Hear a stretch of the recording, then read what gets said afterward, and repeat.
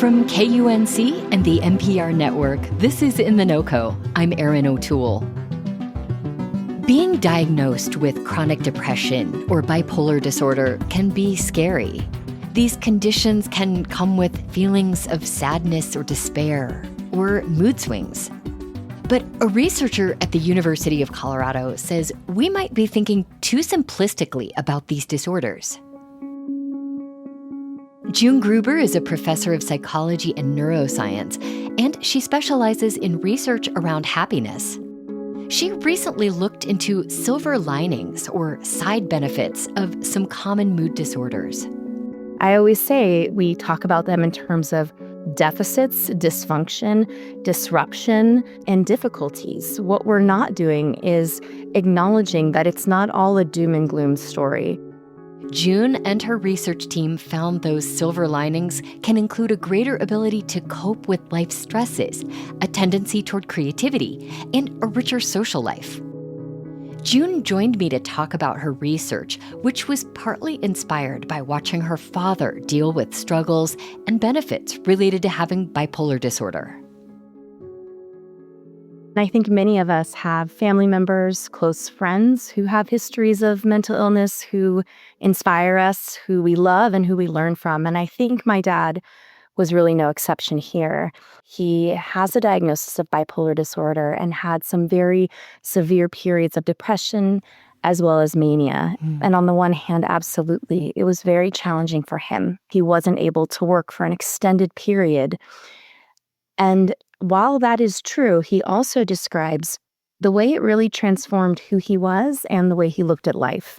He talks about becoming a more grounded person, about seeing the world with a newfound appreciation, even inspiration, and that in a sense, it really connected him more to others around him. So in that sense, I think some of my own dad's experiences are also what we found in the literature when we dug a little more deeply about silver linings. Yeah, you and your research team reviewed a lot of studies about depression and bipolar, and you looked for what you called these silver linings. I want to walk through the main areas where you observed that people with mood disorders can see benefit. One of the silver linings is their ability to empathize. What makes someone with bipolar or chronic depression more empathetic and even more cooperative with people around them? I think that's a wonderful question because a lot of the literature, when talking about depression or bipolar disorder, what we call mood disorders, casts them in terms of difficulties with social relationships, with greater social strain. But what we were finding, and even some evidence from our own lab, found that in fact they're more likely to be tuned into others and cooperate. Some studies found kind of a greater ability to empathize or connect with others. Now, while the verdict's still out as to the why, or what we call kind of the mechanism that may drive this, we're curious and really thinking about if you've lived through times of struggle, times of strain, you may come out the other side with a greater ability to appreciate the struggles and strains other people go through as well. It paints a different picture of just thinking of someone as withdrawn and that's it. We should note also a person might see fewer silver linings if their mood disorder is more severe. But I want to talk about the next benefit you observed. Folks with mood disorders tend to have strong social bonds. How does a mood disorder translate into a healthy social circle? Yeah, that's a great point. And I also want to just echo the point you raised, which is that not everyone may have silver linings, and certainly in the most acute or severe periods of depression, those may be hard to reap. So we definitely don't want to cast generalizations to everyone at every stage of depression. But I do appreciate the point you raise, and this is a finding by my wonderful graduate student here, Stevie, who looked at a large sample of young adults. This is over 1,000 young adults, and looked at their associations between their tendency to be at risk for severe mood difficulties like bipolar disorder and their social network with their peers. And we found that those young adults who scored higher on a measure of bipolar risk tendencies actually reported that they had a larger social network. They also reported greater perceived social support. Now, we always want to balance that with the fact that They also reported sometimes greater social strain. Mm. So there are silver linings, but that doesn't mean, as you said, it's an all good Pollyanna story. These are complex disorders that have many kinds of social consequences, but we also need to talk about the positive ones. One more silver lining you found is creativity. Yeah. And I have to say, I found this maybe a little unsurprising. I think we've all heard the cliche of the tortured artist. What does your research suggest about a link between mood disorders like schizophrenia and creativity?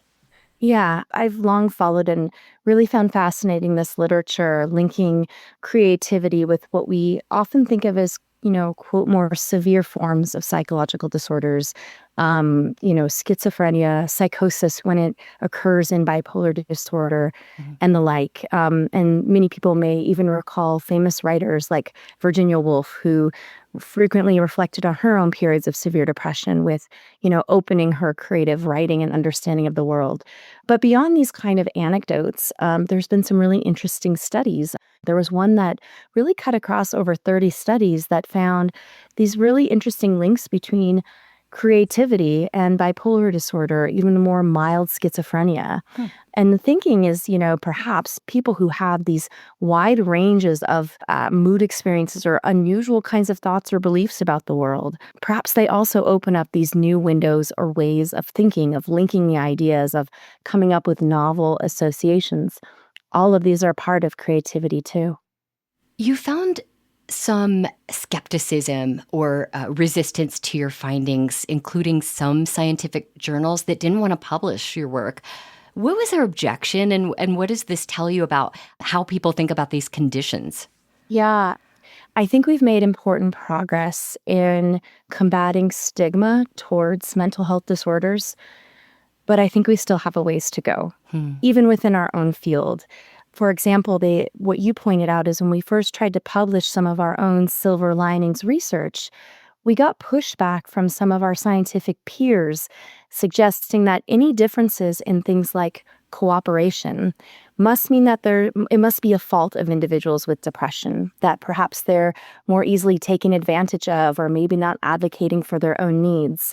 Hmm. Whereas we found and argued that not all differences between people with and without mental disorders should be cast as, again, a deficit, disturbance, disorder, or dysfunction on the part of the individual with that lived experience. And in fact, many abilities among individuals with mood disorders, anxiety, substance use are not only intact or preserved, but may even be enhanced, as we see with the silver linings. Dr. June Gruber is a professor at CU Boulder, where she runs the Positive Emotion and Psychopathology Lab. She studied side benefits, or silver linings, associated with mood conditions like chronic depression and bipolar disorder. June mentioned she's also interested in silver linings related to conditions with autism, a diagnosis that often comes with some social difficulties as well as some intellectual advantages. We'll put a link to more on her work and some advice from her previous In The NoCo appearance on how to live a happier life in our show notes and at KUNC.org. That's it today for In The NoCo. I'm Erin O'Toole. Thanks so much for listening.